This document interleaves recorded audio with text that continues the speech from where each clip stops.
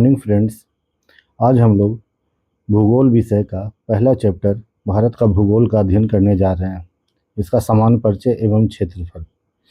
Bharat Asia महाद्वीप में अवस्थित एक दक्षिण एशियाई देश है। सबसे पहले तो हम लोगों को यह जानना है कि ये कहाँ स्थित है। इसकी आकृति अनियमित एवं चतुष्कोणीय आकृति वाला देश है। यह हिंद महासागर के उत्तर में अवस्थित है। अक्षांशीय विस्तार के दृष्टिकोण से भारत उत्तरी गोलार्ध यानी विषुवत रेखा के उत्तर में है तथा देशांतरीय विस्तार के दृष्टिकोण से पूर्वी गोलार्ध में स्थित देश है। देशांतरीय विस्तार इसका 0 डिग्री जो कि लंदन के ग्रीनविच से गुजरता है, उससे भारत किधर स्थित है? पूर्व में। भारत क्षेत्रफल की दृष्टि से विश्व का 7वां सबसे बड़ा देश है।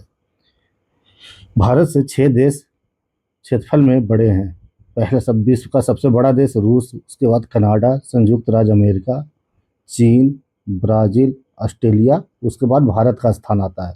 जबकि जनसंख्या की दृष्टि से दूसरा, ये आंकड़ा थोड़ा पुराना है। जून 2024 के बाद विश्व का सर्वाधिक जनसंख्या वाला देश, जनसंख्या की दृष्टि से जून 2024 के बाद सबसे बड़ा देश भारत है। 26 जनवरी 2020 से भारत में 28 राज्य एवं 8 केंद्र शासित प्रदेश है। नवीनतम केंद्र शासित प्रदेश दादर नगर हवेली एवं दमन द्वीप है। दादर नगर हवेली एवं दमन द्वीप पहले अलग अलग थे, लेकिन 26 जनवरी 2020 को दोनों केंद्र शासित प्रदेशों को मर्ज कर दिया गया, एक साथ मिला दिया गया, जिससे 2 केंद्र शासित प्रदेश दादर नगर हवेली एवं दमन द्वीप को मिलाकर बनाया गया। इससे पूर्व निर्मित केंद्र शासित प्रदेश जम्मू कश्मीर तथा लद्दाख है। इससे पहले आप लोग जानते हैं जम्मू कश्मीर को एक राज्य की दर्जा छीनकर उसे केंद्र शासित प्रदेश बना दिया गया। चलिए आगे देखते हैं। भारत का कुल क्षेत्रफल 32,87,263 वर्ग किलोमीटर है, जो पृथ्वी के समस्त क्षेत्रफल के स्थलीय भाग के लगभग कितना परसेंट है? 2.4%। यानी विश्व में अगर 100% स्थलीय क्षेत्र है तो उसका कितना भारत के पास क्षेत्रफल है? 2.4%। जबकि संपूर्ण विश्व के जनसंख्या का भारत में कितना परसेंट लोग निवास करते हैं? भारत में 17.5%। क्षेत्रफल हमारे पास विश्व का 2.4% है, जबकि जनसंख्या हमारे पास 17.5% है। 2011 की जनगणना के अंतिम आंकड़ों के अनुसार यह डाटा दिया गया है। भारत की मुख्य भूमि का विस्तार उत्तर से दक्षिण 3214 किलोमीटर, उत्तर से दक्षिण यानी जम्मू कश्मीर से तमिलनाडु, उत्तर से दक्षिण तो यही होगा, जबकि पूर्व से पश्चिम गुजरात से लेकर अरुणाचल प्रदेश, इसकी लंबाई कितनी है? 2933 किलोमीटर।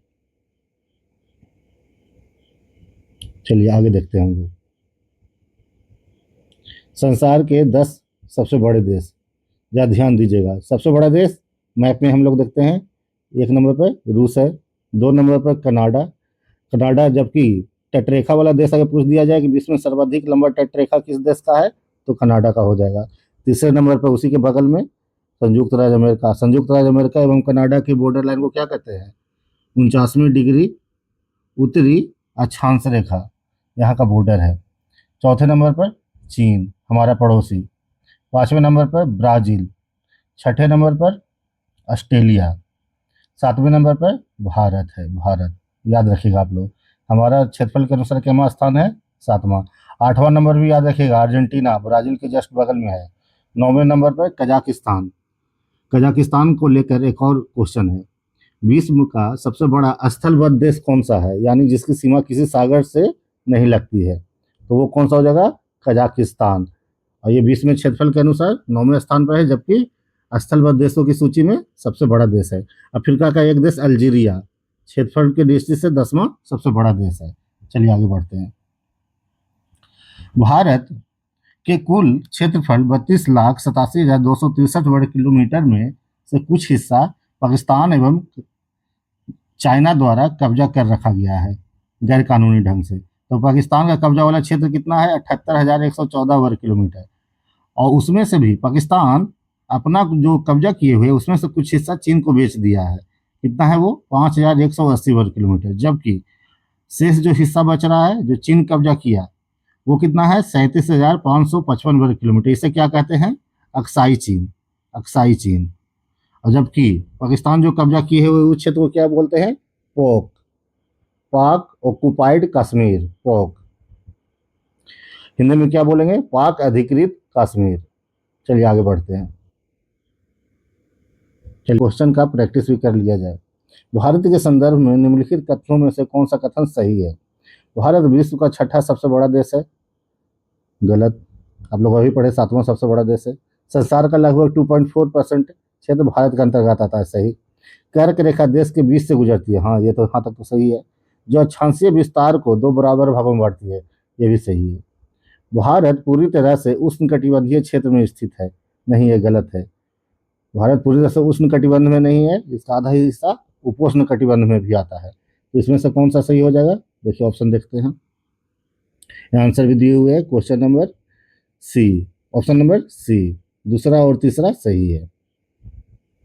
चलिए अगला क्वेश्चन देखते हैं।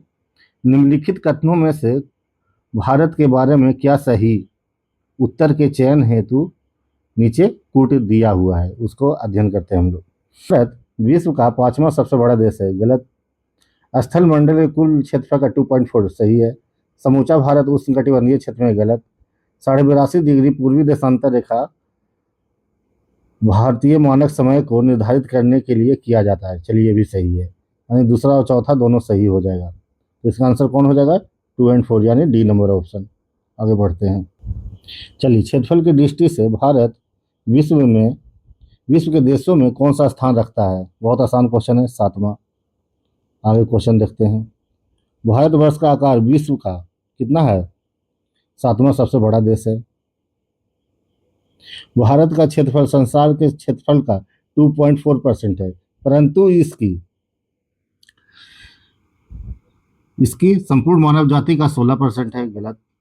संपूर्ण मानव जाति का 17% है। सही। संपूर्ण मानव जाति का 18% नहीं, 18 नहीं है। संपूर्ण मानव जाति का 28% है। गलत। तो इसका सही आंसर क्या होगा? 17, क्योंकि 17.5 के नजदीक है, चलते 17 इसका आंसर होगा। जोड़े में से कौन सा जोड़ा सही है? भारत का कुल क्षेत्रफल सही नहीं है, इस बात को ध्यान रखिएगा। कौन सा जोड़ा सही नहीं है? भारत का कुल क्षेत्रफल 3.28 मिलियन वर्ग किलोमीटर है। सही है। 32, 88, 87। भारत का अक्षांशीय विस्तार 8.4 से 37 डिग्री 6 मिनट उत्तरी। सही है। भारत का रेखांकीय विस्तार 68.7 से 9.25 ईस्ट यानी पूर्वी। सही है। भारत के राज्यों की संख्या, यहीं पर गलत हो गया ये, यानी कौन सा सही गलत है? Question option number D. आगे बढ़ते चलिए। भूपृष्ठ पर विषुवत रेखा से उत्तर या दक्षिण दिशा में स्थित किसी भी बिंदु की पृथ्वी के केंद्र से मापी गई कोणीय दूरी को अक्षांश कहा जाता है। बिल्कुल सही बात है। अक्षांश रेखा वो काल्पनिक रेखाएं होती हैं जो पृथ्वी के चारों ओर पूर्व से पश्चिम दिशा में विषुवत रेखा के समानांतर खींची जाती है। यानी पृथ्वी पर विषुवत रेखा पृथ्वी के बीचों बीच से गुजरेगी और जितनी भी रेखाएं अक्षांशीय रेखा खींची जाएंगी वो सब समानांतर खींची जाएंगी विषुवत रेखा के हम बराबर से। चलिए, ये पृथ्वी पर कहीं पर रेखा नहीं खींचा हुआ, ये काल्पनिक है। अध्ययन की दृष्टि से इस रेखाओं का निर्माण किया गया है। अक्षांश को अंशों, मिनटों एवं सेकंड में दर्शाया जाता है। पृथ्वी को 2 बराबर भागों में बांटने वाले 0 डिग्री अक्षांश को भूमध्य रेखा कहते हैं। यानी कि विषुवत रेखा, भूमध्य रेखा, इक्वेटर, इक्विनोक्स, ये सब बोला जाता है। विषुवत रेखा, भूमध्य रेखा के उत्तरी भाग को, यानी विषुवत रेखा से ऊपर वाले हिस्से को क्या बोलते हैं? उत्तरी गोलार्ध, जबकि दक्षिणी भाग को दक्षिणी गोलार्ध कहते हैं। भूमध्य रेखा के उत्तर में स्थित अक्षांश रेखाओं को उत्तरी अक्षांश रेखा, बिल्कुल सही। भूमध्य रेखा के दक्षिण में स्थित अक्षांश रेखाओं को दक्षिणी अक्षांश रेखा कहते हैं। अक्षांशीय विस्तार हम लोग देखे थे, अगला पेज आ गया।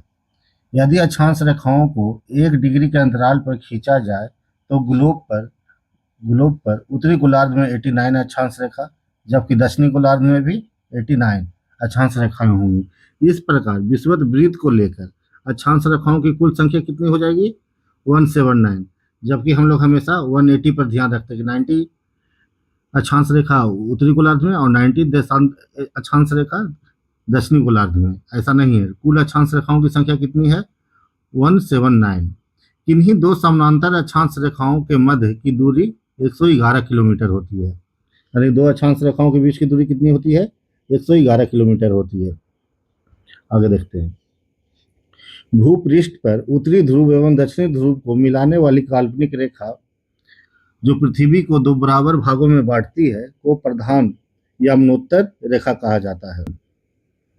प्रधान यमनोत्तर रेखा जो 0 डिग्री देशांतर रेखा भी कहा जाता है। प्रधान यमनोत्तर रेखा को 0 डिग्री देशांतर रेखा भी कहा जाता है। यह लंदन के ग्रीनविच शहर से होकर गुजरती है। इस कारण इसे ग्रीनविच मीन टाइम रेखा भी कहा जाता है। 0 डिग्री देशांतर रेखा पूछ दिया जाएगा किस देश से होकर गुजरती है, तो इंग्लैंड। इंग्लैंड के पास, इंग्लैंड की राजधानी लंदन, लंदन के पास बगल में ग्रीनविच नामक स्थान से। प्रधान यमनोत्तर के पूर्व एवं पश्चिम में उत्तरी ध्रुव एवं दक्षिणी ध्रुव को मिलाने वाली काल्पनिक रेखाओं को देशांतर रेखा कहा जाता है। प्रधान यमनोत्तर के पूर्व एवं पश्चिम में उत्तरी ध्रुव एवं दक्षिणी ध्रुव को मिलाने वाली काल्पनिक रेखाओं को देशांतर रेखा कहा जाता है। देशांतर रेखाएं समानांतर नहीं होती है, इस बात को ध्यान रखिएगा। समानांतर रेखा कौन सी होती है? अक्षांश रेखाएं, जबकि देशांतर रेखाएं समानांतर नहीं होती है। और इसकी सर्वाधिक दूरी एक देशांतर से दूसरे देशांतर की सर्वाधिक दूरी कहाँ पर होती है? विषुवत रेखा के पास होती है। विषुवत रेखा पर देशांतर रेखाओं के बीच अधिकतम दूरी 111.33 किलोमीटर होती है। चलिए आगे। भारत पूर्णतः उत्तरी गोलार्ध में स्थित है। बिल्कुल सही बात है। अगर अक्षांश विषुवत रेखा से अगर देखें तो भारत किस गोलार्ध में? उत्तर की ओर है, तो भारत उत्तरी गोलार्ध में है। संपूर्ण भारत का अक्षांशीय विस्तार 6.45 उत्तरी अक्षांश से 37 डिग्री 6 मिनट उत्तरी अक्षांश के मध्य है। 6.45 कहाँ पर है? क्या आप लोगों को ध्यान है? ये ग्रेट निकोबार में है, जहाँ इंदिरा पॉइंट है। इंदिरा पॉइंट, इंदिरा पॉइंट के पास ही ये शुरू होता है, स्टार्ट होता है, ग्रेट निकोबार में। चलिए, इसकी मुख्य भूमि पर, यानी तमिलनाडु की बात हो रही है, कन्याकुमारी, कन्याकुमारी हो जाएगा ना मुख्य भूमि पर सबसे दक्षिणतम स्थल। इसकी मुख्य भूमि पर 8 डिग्री 4 मिनट उत्तरी अक्षांश से 37 डिग्री 6 मिनट उत्तरी अक्षांश एवं देशांतरीय विस्तार 68 डिग्री 7 मिनट पूर्वी देशांतर जो गुजरात में है से लेकर 97 डिग्री 25 मिनट पूर्वी देशांतर के मध्य कौन सा फैला हुआ है? भारत।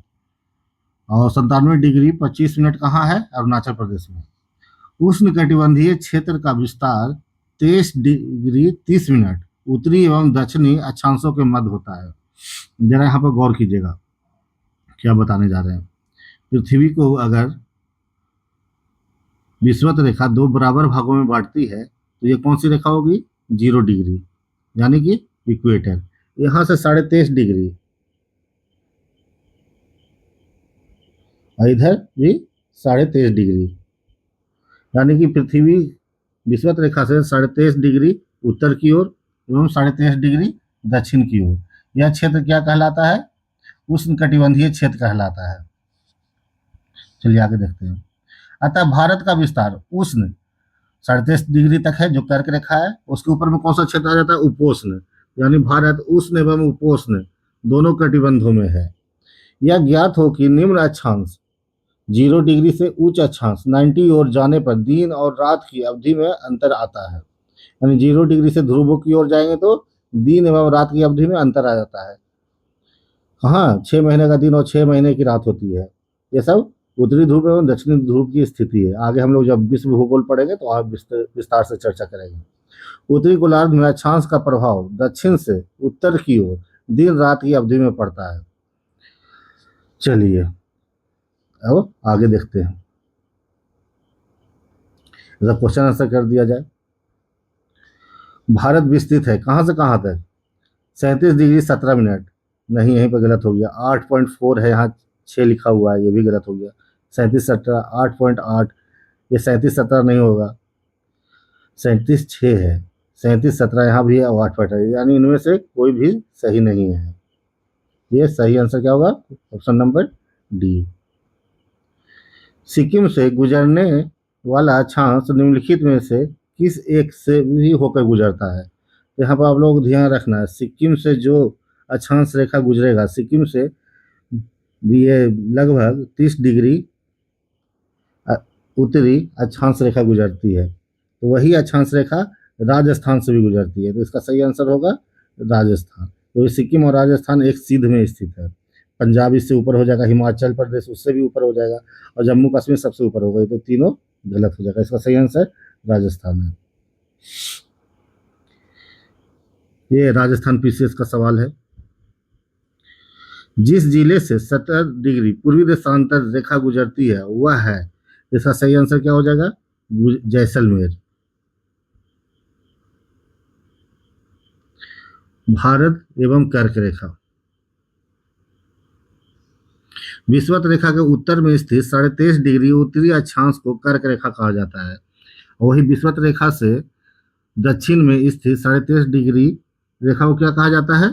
दक्षिणी अक्षांश को मकर रेखा कहा जाता है। हम लोग भारत के बारे में पढ़ रहे हैं तो अभी सिर्फ कर्क रेखा पर फोकस रखेंगे। कर्क रेखा भारत के लगभग मध्य से होकर गुजरती है। कर्क रेखा भारत के कुल 8 राज्यों से गुजरती है। बहुत बार एग्जाम में पूछ चुका है यह प्रश्न, कितने राज्यों से गुजरती है? 8 राज्यों से होकर गुजरती है, जिनमें से अगर हम लोग पश्चिम से पूर्व की ओर बढ़ते हैं, पश्चिम से पूर्व की ओर अगर देखें तो इसमें ध्यान रखिएगा सबसे पहले कौन सा आ जाएगा। पश्चिम से पूर्व की ओर जाएंगे तो 1 नंबर पर गुजरात, 2 पर राजस्थान, 3 पर मध्य प्रदेश, 4 पर छत्तीसगढ़, 5 पर झारखंड, 6 पर पश्चिम बंगाल, 7 पर त्रिपुरा और 8 पर मिजोरम। यही अगर पूर्व से पश्चिम बोल दिए तो पूर्व से पश्चिम राज्यों का क्रमशः नाम बताइए जो कर्क रेखा पर स्थित है।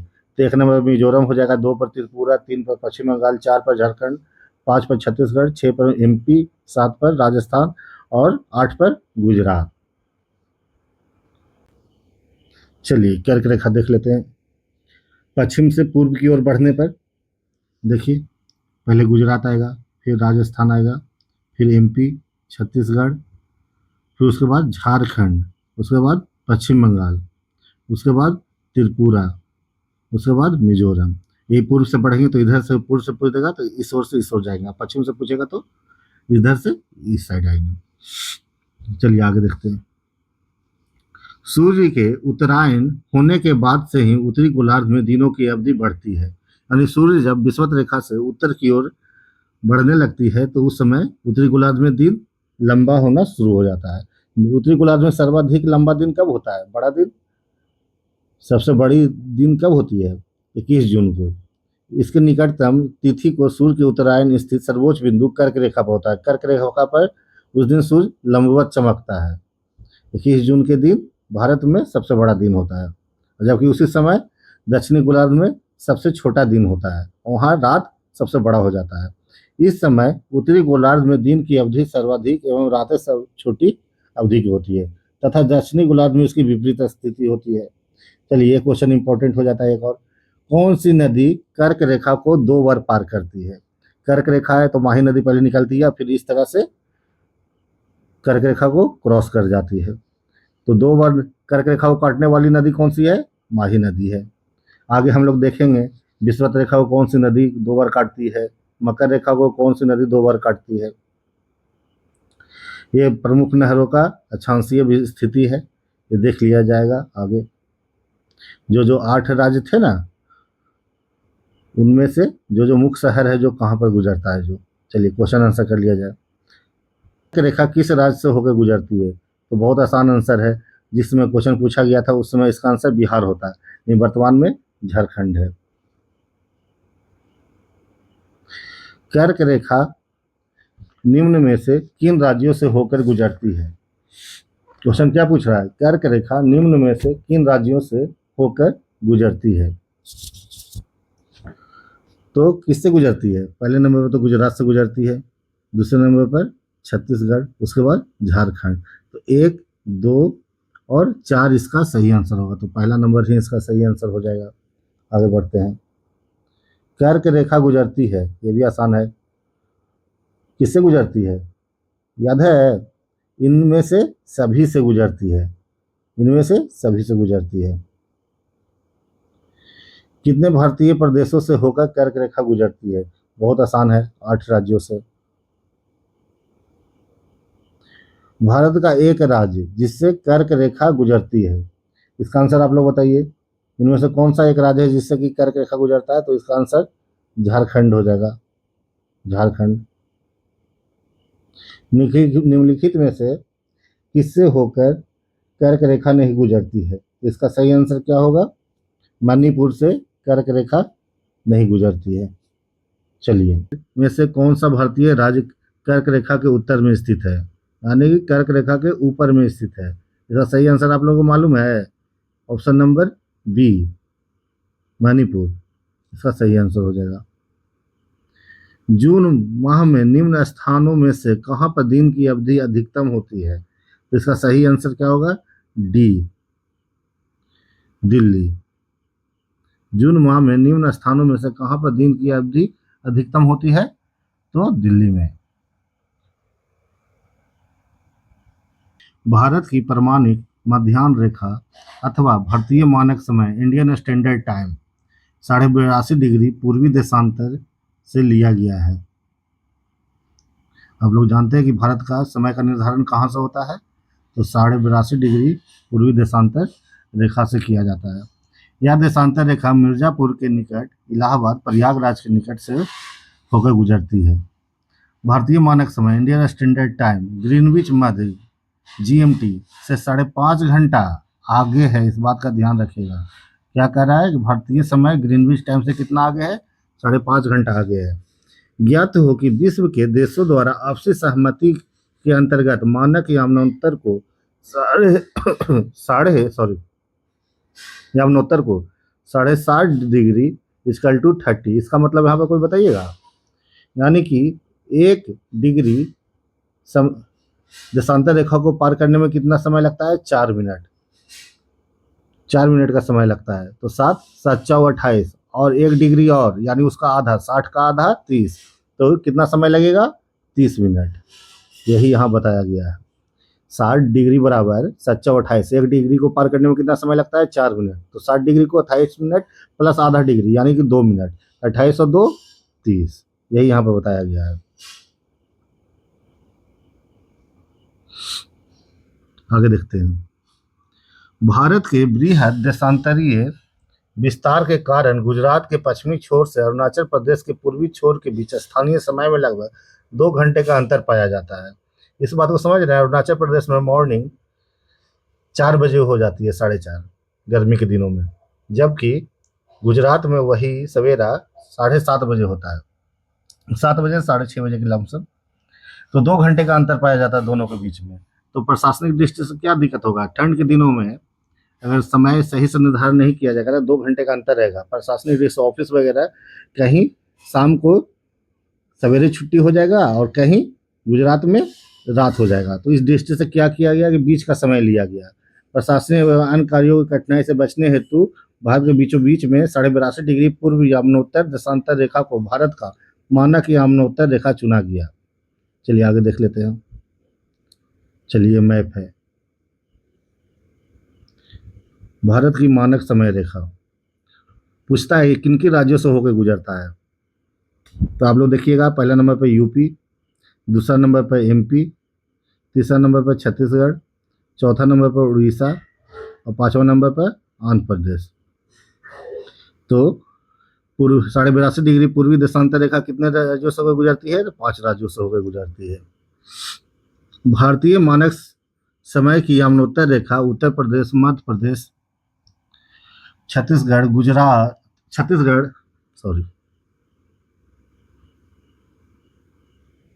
भारतीय मानक समय की यामनोत्तर रेखा उत्तर प्रदेश, मध्य प्रदेश, छत्तीसगढ़, उड़ीसा, आंध्र प्रदेश, कुल 5 प्रदेशों से होकर गुजरती है। प्रधान यामनोत्तर 0 डिग्री यानी कि जो लंदन में है ग्रीनविच के पूर्व एवं पश्चिम दोनों ओर 180 देशांतर रेखाएं होती है। कितनी देशांतर रेखाएं होती है? कुल 360।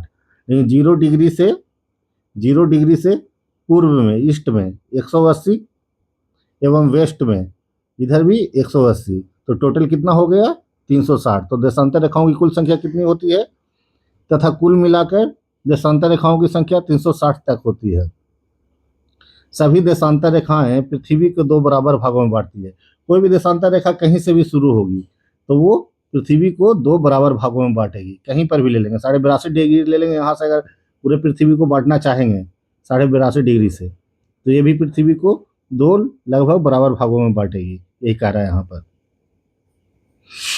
ग्रीनविच या प्रधान यमुनोत्तर रेखा के पूर्व में 180 डिग्री तक सभी देशांतर को पूर्वी देशांतर कहा जाता है। यानी लंदन में ग्रीनविच में जो 0 डिग्री है, वहाँ से भारत की तरफ, भारत लंदन से पूर्व में है, भारत की तरफ कुल कितना देशांतर रेखा है पूर्व में 0 डिग्री से 180, और जबकि पश्चिम में कितना है तो उधर भी 180 देशांतर रेखाएं हैं, पश्चिमी देशांतर रेखाएं।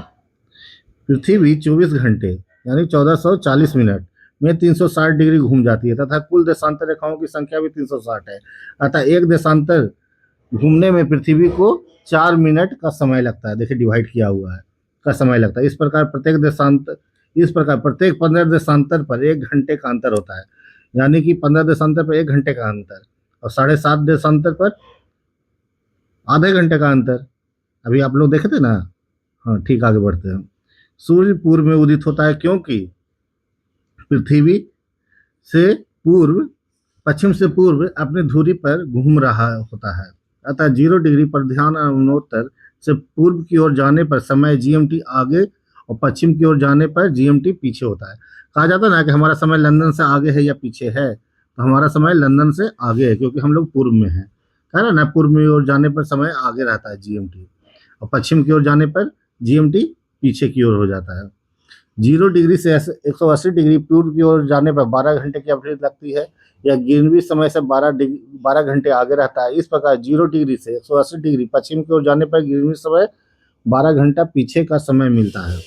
180 डिग्री पूर्वी 125 डिग्री पश्चिमी देशांतर में कुल 24 घंटों का अर्थात दिन रात का अंतर पाया जाता है। भूपृष्ठ पर 180 डिग्री पूर्व एवं पश्चिम यमुनोत्तर के साथ साथ स्थल खंडों को छोड़ते हुए निर्धारित की गई काल्पनिक रेखा अंतर्राष्ट्रीय तिथि रेखा कहलाती है।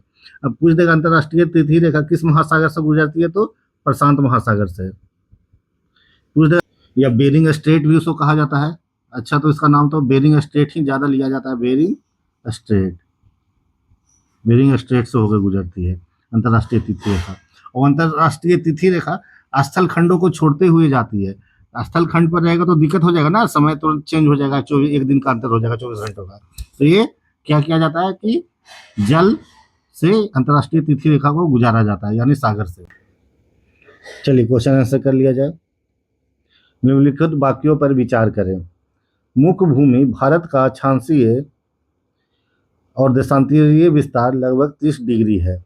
सही या गलत है? ये सही है, 30 डिग्री का अंतर है इन दोनों में। गुजरात से अरुणाचल प्रदेश के बीच 2.5 घंटे का अंतर है। अभी देखे थे हम लोग 2 घंटे का अंतर है, ये तो यानी ये गलत हो जाएगा। 82.5 डिग्री पूर्व भारत का मानक देशांतर रेखा सही है, जो 5 राज्यों से गुजरती है। मानक देशांतर रेखा के समय को भारत के लिए मानक समय माना गया है, ये भी सही है। तो कौन सा सही हो जाएगा? पहला सत्य, दूसरा असत्य हुआ था, तीसरा सत्य, चौथा सत्य।